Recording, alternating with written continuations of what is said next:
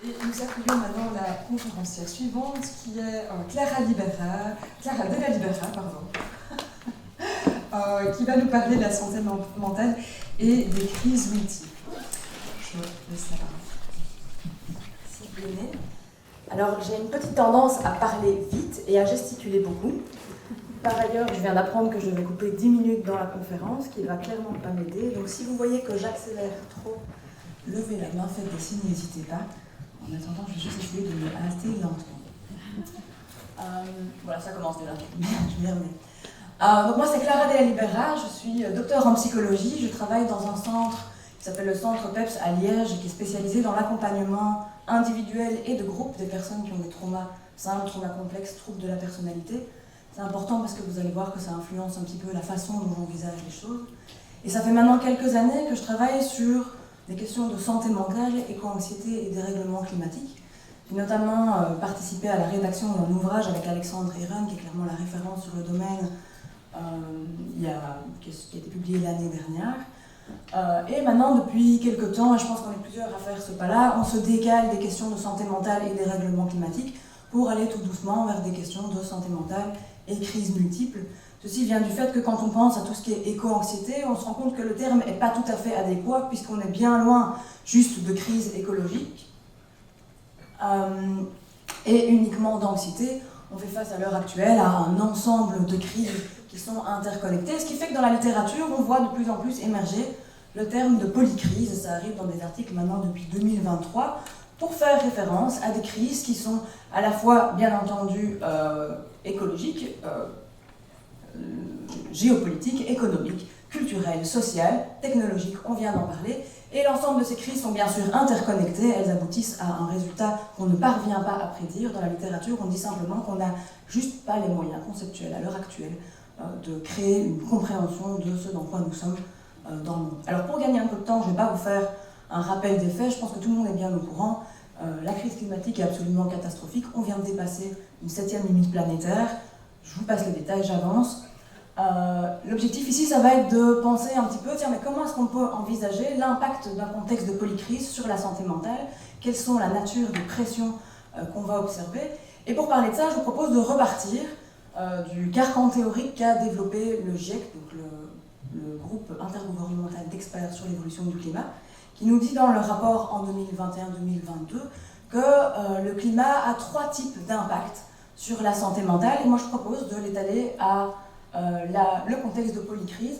Ça c'est juste une perspective personnelle, ça n'a pas du tout été revu par des pairs, elle me semble toutefois pertinente. Première voie d'impact, l'exposition à des chocs. Alors on le sait avec le climat augmente la probabilité d'événements météorologiques extrêmes. On a eu toute une série d'inondations, de feux de brousse qui sont importants. Mais si on étend ça à la question de la crise multiple, on sait qu'on est à risque d'être exposé à des conflits armés, de plus en plus. Dans ma clinique, j'entends maintenant parler clairement de peur de 3e guerre mondiale, et je pense qu'on est tous traversés par ça régulièrement. Des problématiques de cyberattaques, de blackout, et tous ces chocs vont évidemment avoir des impacts importants sur la santé mentale. On sait des revues de la littérature et des méta-analyses qu'environ 10 à 15% de la population exposée à des chocs de ce type-là développe des symptômes de détresse chronique, de type état de stress post-traumatique, troubles anxieux, abus de substances, deuil traumatique. Alors c'est important de noter que 10 à 15% c'est évidemment un chiffre important, mais ça veut dire aussi que l'ensemble, le reste de la population, la majeure partie du temps, parvient à s'en sortir. Ce sont les recherches d'un auteur qui s'appelle Georges Bonanno qui ont pu mettre ça en évidence. Et en général, on considère même que 60% des personnes qui sont exposées à des chocs s'adaptent positivement. On va en reparler. Deuxième type d'impact, les impacts liés au changement graduel et chronique. Dans le cadre du changement climatique, on va avoir évidemment tout ce qui est augmentation des températures et dont on sait dans la littérature qu'elles sont associées à une augmentation des décompensations psychiatriques, mais également à une augmentation de la violence. On va également avoir évidemment une augmentation de la pollution. On a maintenant un scandale assez clair avec les PFAS. Et si on étend ça évidemment à un contexte de crise multiple, on va avoir tout ce qui est révolution technologique, intelligence artificielle, du coup on vient d'en parler, migration et bien entendu tout un ensemble d'autres changements. L'idée c'est de dire ici qu'on ne prend pas que des chocs, mais que notre société est en train de se restructurer fondamentalement par des changements qui s'installent de façon graduelle. Troisième type d'impact, et c'est un peu ceux sur lesquels je travaille aujourd'hui, c'est les impacts qu'on appelle vicariants. Dans le contexte du dérèglement climatique, c'est dans ce type d'impact qu'on a commencé à parler d'éco-anxiété, solastalgie. La solastalgie, c'est la tristesse qu'on ressent quand on perd un élément naturel auquel on est attaché. Imaginons que vous avez grandi à côté d'une forêt et que cette forêt est dévastée, vous pourriez être profondément affecté par cette perte. Voilà. Alors, quand on étend ça de nouveau à un contexte de crise multiple, je pense qu'on est exposés tous à l'heure actuelle à un ensemble de paradoxes psychologiques, de contraintes psychologiques qui nous mettent dans un état un peu de figement, de sidération, d'impuissance. Premier grand paradoxe, c'est que la majorité des actions qu'on pose au quotidien, en tout cas des grandes actions qu'on pose au quotidien, sont faites dans l'attente d'un résultat dans un temps long. On se forme pendant des années, on se spécialise pendant des années dans des carrières. On investit, on prend des crédits, on a des enfants.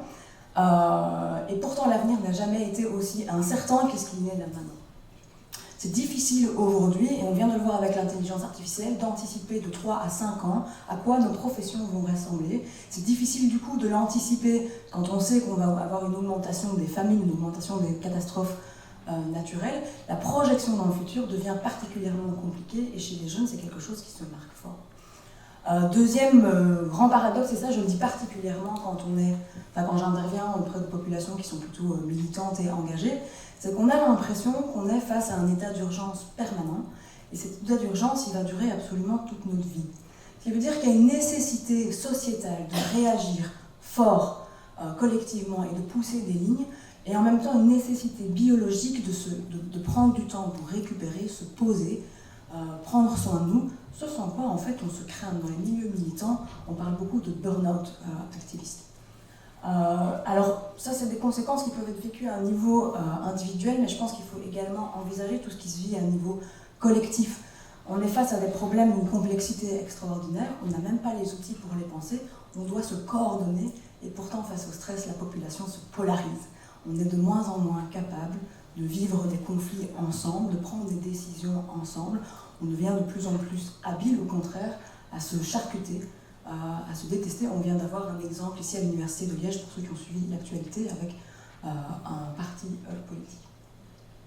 Alors moi, ça fait maintenant plusieurs années que je travaille là-dessus, et je me pose quand même pas mal de questions. Finalement, comment est-ce qu'on pense la santé mentale, et c'est quoi notre rôle en tant que professionnel de la santé mentale dans un monde qui change à ce point ? Est-ce que ça vaut encore la peine d'investir des carrières complètes dans la formation des professionnels de la santé mentale, et même dans ma propre formation, pour suivre des personnes en individuel quand la souffrance est à ce point collective? Est-ce que ça vaut encore la peine de se former à faire des interventions extrêmement spécifiques pour accompagner les gens de la façon la plus individualisée possible, quand en fait il pourrait peut-être être plus intéressant de commencer à penser des interventions générales, collectives, et de commencer à penser les facteurs qui sont les plus promoteurs de ce que je vais aborder là maintenant, la résilience. Et en fait, c'est en posant toutes ces questions-ci, auxquelles évidemment je n'ai pas de réponse tranchée, que j'ai plongé dans cette littérature sur la résilience. Alors, la résilience, c'est un énorme corpus de recherche scientifique, et je ne peux pas avoir la prétention de dire que j'ai évidemment tout lu, loin de là. Il y a énormément de débats, il y a énormément de définitions. Du coup, on a aujourd'hui de nouveaux termes qui arrivent, comme la robustesse avec Olivier Amand, comme la transilience, qui va vraiment mettre l'accent sur la transformation. Moi, ce que je vous propose ici, c'est de nous appuyer sur les résultats d'une revue de littérature qui a examiné l'ensemble des définitions de la résilience, et de dire qu'en fait, la résilience, ça repose sur deux grands éléments, qui est, première chose, l'exposition à de l'adversité, là c'est bon, on y est, et deuxième chose, une forme d'adaptation positive dans cette adversité. Alors en fait, le postulat que j'ai envie de tenir ici, et que je pense qui me tient à cœur, c'est que je pense que quelles que soient les crises qu'on va traverser, quels que soient les scénarios dans lesquels on rentre, je pense qu'il reste absolument possible, et c'est mes conclusions en fait quand je lis toutes ces recherches, de continuer à cultiver ce qui est bon, de continuer à cultiver de l'espoir, et quand je parle d'espoir, je parle d'espoir constructif, c'est-à-dire un espoir qui est basé sur une vision réaliste des faits et pas basé sur le déni. L'idée ici, c'est pas de dire qu'on va juste, que tout va bien se passer, de continuer à cultiver de la croissance personnelle, de l'épanouissement à la fois individuel et collectif. Et ma conviction, c'est qu'en fait, c'est ce message-là qu'on doit être capable de tenir et de porter en tant que professionnel de la santé mentale. Alors ça, je le développe plus fort dans des conférences qui sont un peu plus longues. Il y a vraiment beaucoup de littérature sur laquelle on peut s'appuyer pour tenir cette position. On peut en discuter après. Ici, je vais plutôt proposer de réfléchir à comment. Parce qu'on pourrait vraiment se dire, en fait, oui, mais bon, si on part en Troisième Guerre mondiale, si on part dans des famines, si on part dans des scénarios vraiment catastrophes, est-ce que vraiment on peut encore continuer à cultiver le beau? Moi, ce que je propose qu'on pense ensemble, c'est que la réponse est oui.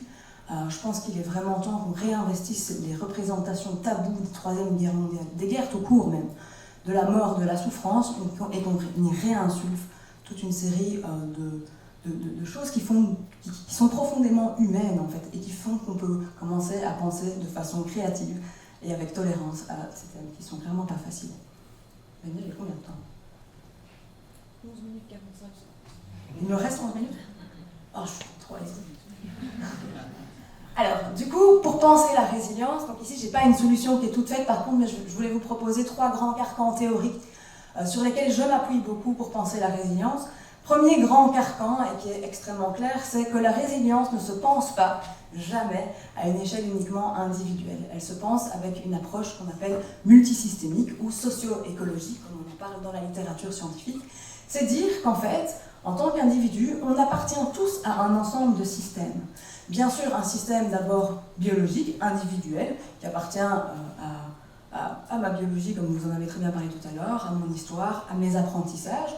Mais bien entendu, comme tout le monde, j'appartiens aussi à un système interpersonnel. Je suis, moi, une sœur, un enfant, une amie, une collègue. Et puis, j'appartiens à un ensemble de communautés. Moi, j'appartiens à la communauté des psychologues, mais certains ont des communautés religieuses, des communautés sportives, des communautés de quartier, des communautés politiques. Et puis, bien entendu, tout un ensemble d'institutions. On est tous ancrés ici dans l'État belge et puis en Europe, qui comportent un ensemble de lois, une culture. Et un ensemble d'institutions qui la structurent. Alors, ces perspectives socio-écologiques et multisystémiques, elles nous disent que fondamentalement notre résilience à échelle individuelle et collective est profondément influencée par les couches auxquelles j'appartiens. On a ici une revue de la littérature qui nous dit qu'en fait, je serai plus résilient en tant que personne si j'ai la capacité à me connecter à l'espoir, c'est pour ça que je le maintiens. Si j'ai la capacité à construire du sens, si j'ai la capacité à développer un sentiment de contrôle, à développer une action qui est engagée dans le monde, mais cette capacité à développer, à me sentir de cette façon dans le monde est profondément influencée par les relations que je vais avoir avec mes pairs et ailleurs, et par le support que je peux ressentir auprès d'eux. Le support que je peux ressentir par mes pairs est aussi un gros facteur de résilience en cas de confrontation à des chocs. On sait que les personnes qui sortent du Bataclan, qui sont sorties du Bataclan après les attentats en 2015, première chose qu'ils font, et c'est le cas à chaque fois après des chocs, ils appellent les conjoints, les copains, parce que ça permet de restaurer un sentiment de sécurité et de faire tampon contre le stress. Et puis bien sûr, ma capacité de résilience, elle est profondément dépendante des institutions auxquelles j'appartiens, puisque si j'estime que ces institutions ont des règles qui sont claires, qui sont justes et qui sont formulées par des personnes à qui je donne de la légitimité et que j'estime que ces personnes travaillent pour mon bien, alors en cas de crise et en cas de stress, en fait, je peux simplement faire confiance au dispositif, m'occuper de ce qui est important pour moi, m'occuper de ce qui est important pour ma communauté et ne pas rentrer en confrontation et donc augmenter la charge de stress. Ce qui veut dire que ma résilience est profondément dépendante et influencée par les structures auxquelles j'appartiens. Mais l'inverse est bien sûr vrai aussi. Si je me sens en sécurité, si je suis en bonne santé mentale, alors j'ai la capacité à me donner à mes pairs avec empathie, à créer de la cohésion sociale dans les groupes, à me donner dans un organisme avec créativité et à répondre de façon coordonnée, avec collectivité, à toute une série de problèmes qui peuvent se poser. Premier point, donc la résilience s'envisage avec une perspective multisystémique. Deuxième point, alors les travaux sur la résilience formulés par Georges Bonanno, j'en ai un peu parlé tout à l'heure, se sont fort attachés à essayer de comprendre quelles étaient les trajectoires que les personnes pouvaient développer psychologiquement après avoir été exposées à des chocs. Et donc on a effectivement 10 à 15% de la population qui va développer une détresse chronique, mais 60% de la population qui va développer plutôt une trajectoire résiliente, c'est-à-dire peu, voire pas de détresse. Alors Georges Bonanno, il s'est beaucoup intéressé à, mais finalement, c'est quoi ces facteurs? C'est quoi les facteurs les plus importants? Qu'est-ce qu'on fait? Sur quoi est-ce qu'on appuie pour favoriser de la résilience dans la population?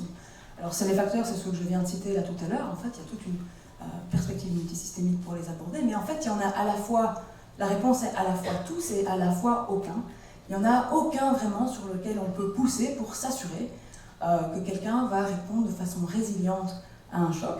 Et donc Georges Bonanno, il s'est dit, ben, en fait, peut-être qu'il faut aller chercher dans ce qu'on appelle des facteurs d'ordre supérieur. Et lui, ce qu'il propose, c'est la flexibilité psychologique. Flexibilité psychologique est par ailleurs bien reconnue comme un facteur de promotion de la santé mentale, c'est-à-dire la capacité à réagir en fonction du contexte, de façon flexible, compter tantôt sur les autres, compter tantôt sur moi-même, tantôt être dans l'évitement, tantôt être dans la réévaluation des situations qui sont difficiles. Cette flexibilité psychologique, pour lui, c'est vraiment un facteur clé, en fait, de la résilience. Alors moi, ce que je propose ici, mais c'est une influence claire du centre dans lequel je travaille, c'est qu'en fait, si on veut intervenir sur cette flexibilité psychologique et qu'on veut le faire peut-être à échelle large, les perspectives que nous donnent les théories de l'attachement, je ne sais pas si c'est une théorie avec laquelle beaucoup de gens sont familiers, nous donnent des clés et des manières de penser les choses qui sont hyper opérantes. En fait, les théories de l'attachement, elles nous disent un truc hyper simple, c'est que quand nous sommes en situation de stress, nous recherchons spontanément la proximité des personnes qui vont nous apaiser. Ça arrive quand on est tout petit, avec nos parents, c'est la première chose qu'on fait d'ailleurs. Et puis ça arrive tout au long de la vie, avec nos conjoints, avec nos amis, avec les groupes, avec des mentors, avec des structures sociales. C'est une extraordinaire manière de réguler notre stress et de nous apaiser dans notre corps pour construire de la réparation et de la récupération. Alors on sait que, en fonction de nos histoires à chacun, on va avoir des profils d'attachement plutôt différents. Ceux pour qui il y a eu un parcours de vie plutôt sécurisant dans la relation à ce qu'on appelle les figures d'attachement, bien souvent les parents, ces personnes-là, justement, vont être celles qui auront tendance à être les plus flexibles face à du stress. Ce sont celles qui vont tantôt être capables de compter sur les uns, tantôt être capables de compter sur eux-mêmes. Ce sont ceux qui vont aborder des situations problématiques avec le plus de créativité, avec une confiance dans leur capacité à faire face et avec une confiance dans leur capacité à s'organiser. Et puis on va avoir d'autres profils qu'on appelle plutôt insécures, c'est-à-dire des individus qui vont avoir tendance à compter excessivement sur eux-mêmes et donc qui, en situation de stress, vont compter juste sur eux jusqu'à ce que cette tendance s'effondre, parce qu'en fait on ne peut pas porter du stress entièrement seul. Et puis on va avoir un autre profil qu'on appelle plutôt les profils anxieux, qui vont là au contraire avoir tendance à compter à fond sur les autres et à manquer de capacité à compter sur eux-mêmes. Parfait, je suis. Ce que la littérature sur l'attachement nous dit, c'est qu'en fait, si on crée des espaces de sécurité, c'est-à-dire des espaces d'acceptation inconditionnelle et bienveillante, que ce soit dans le milieu du travail, que ce soit dans le champ professionnel, que ce soit dans le champ de centres psychologiques, dans des hôpitaux, si les villes dans lesquelles on habite pensent à construire des espaces de sécurité, alors on arrive à construire des corrections sur les différents profils d'attachement. Et on arrive à faire en sorte que des personnes qui sont plutôt insécures et donc qui ont tendance à réagir de façon plutôt inflexible commencent à développer de la flexibilité. Pour moi, c'est une perspective extrêmement importante en fait quand on pense la résilience, puisque pour nous, professionnels de la santé mentale, ça nous donne des indications très très claires de ce qu'on peut faire. Et du coup, c'est ce sur quoi je vais conclure. Troisième point pour penser la résilience, et ça c'est mon travail auprès de populations qui ont des troubles de personnalité borderline qui me l'apprend chaque semaine, c'est que la résilience, en fait, ça se travaille et ça se construit. En fait, dans la résilience, il y a plein de compétences psychologiques qui s'entraînent, qui s'entraînent et qui se développent avec le temps et qui se développent au contact, justement, avec des personnes qui sont sécurisantes. Alors, je ne vais pas avoir le temps de développer ça à fond, mais personnellement, j'en ai séparé 5, qui me semblent être vraiment 5 compétences clés que tout le monde pourrait être amené à travailler, en fait. Première compétence, c'est la question de la présence. En fait, la présence, c'est la première chose qu'on travaille en psychothérapie avec des patients, notamment qui ont des traumas complexes, puisque si je peux être présent à moi, à ce que je vis à un instant T, présent à moi, présent au monde, présent à ce qui est plus grand, alors je peux commencer tout doucement à choisir ce que je mets en place dans mon quotidien. Et c'est l'exact opposé, en fait, d'être en permanence dans des réflexes Et donc la capacité à être juste présent à soi pour commencer à pour ouvrir l'espace-temps dans lequel on peut choisir ce qu'on fait, première compétence. Deuxième compétence, compétence d'autorégulation, on est sur la pure régulation émotionnelle, la capacité à apaiser ce qui est douloureux pour ne pas à nouveau être dans le réactif, et en même temps à se connecter des choses qui sont bonnes, comme de l'espoir, comme de la gratitude, ou comme des connexions qui sont agréables, pour créer dans le corps de quoi récupérer. Troisième compétence, construire des relations qui sont bonnes et solides, puisqu'on sait qu'on ne fera face à aucun stress de façon individuelle, il faudra qu'on se mette ensemble. Et donc les connexions sociales, malgré la polarisation et les désaccords, est une compétence extrêmement importante, je pense, en ces temps.